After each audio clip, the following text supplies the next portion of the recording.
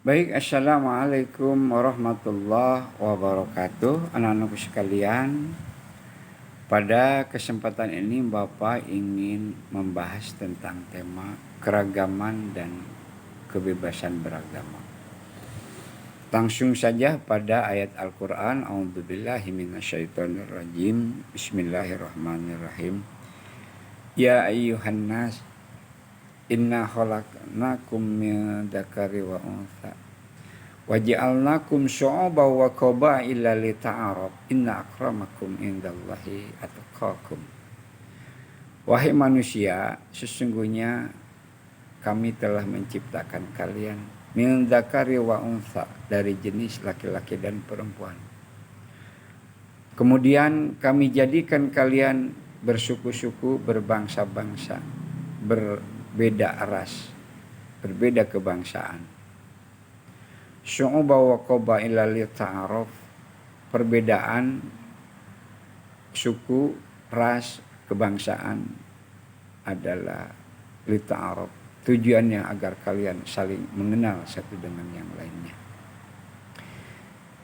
Bahwa kemuliaan kalian dari ras yang berbeda, dari jenis kelamin yang berbeda, dari kebangsaan yang berbeda, bukan dikarenakan jenis kelaminnya, bukan dikarenakan sukunya, bukan dikarenakan kebangsaannya, bukan dikarenakan rasnya. Akan tetapi Allah katakan, inna akramakum indallahi atqakum. Sesungguhnya yang paling mulia di hadapan Allah Subhanahu wa taala, dalam pandangan Allah Subhanahu wa taala, adalah yang paling mulia di antara kalian. Ayat ini satu penjelasan bahwa tidak dibenarkan seseorang, sekelompok orang, satu suku, satu bangsa, satu negara, satu ras mengklaim dirinya lebih hebat daripada yang lain, lebih unggul daripada yang lain. Tetapi Islam mengajarkan bahwa klaim itu harus didasarkan kepada kondisi tertentu. Maka Allah katakan, inna akramakum, sesungguhnya yang paling mulia di antara kalian indallahi atqakum, dalam pandangan Allah adalah yang paling takwa. Jelas klaim setan akan dirinya lebih hebat daripada Adam. Klaim satu bangsa, misalnya bangsa Arya, menganggap lebih hebat dari bangsa yang lain sebagaimana dikumandangkan oleh Hitler. Atau dalam sosiologi tertentu, misalnya ada orang, sekelompok orang, satu bangsa mengkapling-kapling warganya dengan tingkatan-tingkatan, strata tertentu menurut kehendaknya.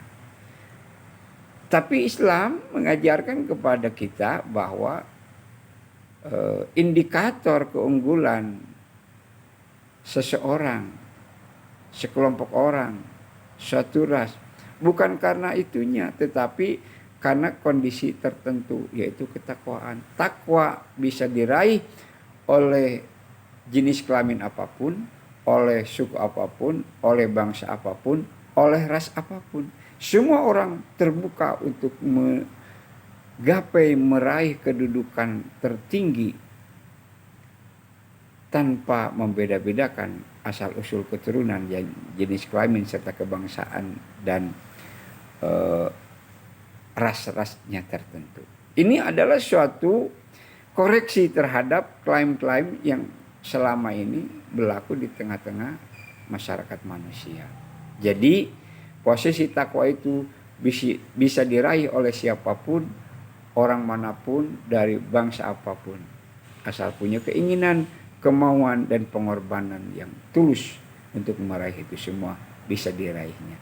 Itu artinya bahwa strata tertinggi bisa digapai oleh siapapun. Semua orang punya kesempatan yang sama. Luar biasa. Ini revolusi bagi pandangan keunggulan yang ada di tengah-tengah masyarakat manusia yang selama ini didasarkan kepada kapling-kapling dan klaim-klaim tertentu yang merugikan kepada yang lain, tidak memberi kesempatan yang sama kepada manusia.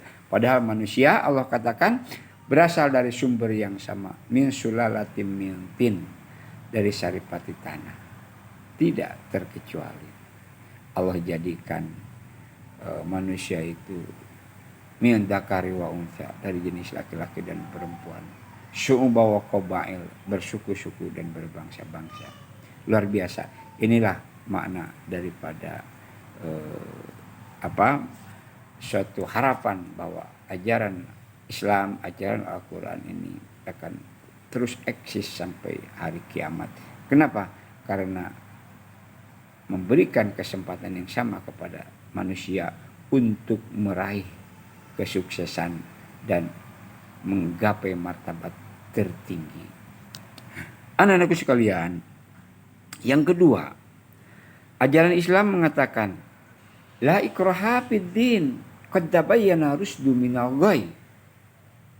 Faman yakfur bit taghut wa yu'minu billah faqad istamsaka bil urwatil wuthqa. Tidak ada paksaan kalian untuk menerima ajaran Islam. Karena ajaran Islam itu sudah jelas benar salahnya.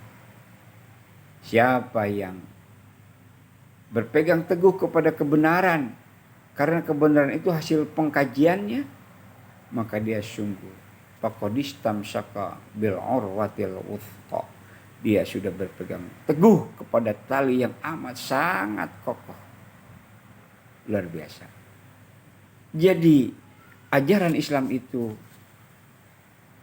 berbicara tentang kebebasan beragama, bukan hal baru. Ini ayat yang mengatakan la ikraha fiddin, tidak ada paksaan untuk memasuki agama Islam. Mengapa?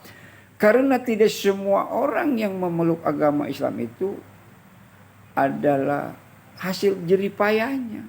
Ada prerogatif, ada campur tangan Allah Subhanahu wa taala. Suatu hari Nabi Muhammad SAW berdoa kepada Allah terus menerus dalam jangka yang panjang, menginginkan paman beliau yang telah berjasa kepada beliau agar memeluk Islam. Tapi apa kata Allah? Innaka la tahdi man ahbabta. Sesungguhnya engkau Muhammad jungkir balik bagaimanapun engkau berdoa, kau tidak akan menarik orang untuk menerima ajaran Islam. Walakin Allah yahdi may yasha, akan tetapi yang bisa melakukan itu hanyalah Allah Subhanahu wa taala. Allah akan menunjuki seseorang untuk menerima agama Islam. Memeluk agama Islam, menerima ajaran Islam adalah karunia terbesar dari Allah Subhanahu wa taala. Fadlun minallah, keutamaan yang Allah anugerahkan kepada orang yang Allah kehendaki. Allah tidak membutuhkan orang untuk menyembahnya, karena kemuliaan Allah tidak akan berkurang. Kata Nabi Musa, jika manusia seluruhnya di dunia ini kufur kepada Allah, Allah tidak akan berkurang kemuliaannya. Jika manusia di seluruh muka bumi ini menyembah Allah Subhanahu wa taala, tidak akan bertambah kemuliaan Allah. Kondisi kita, keadaan kita tunduk patuh pasrah kepada Allah, itu adalah karunia dari Allah kepada kita.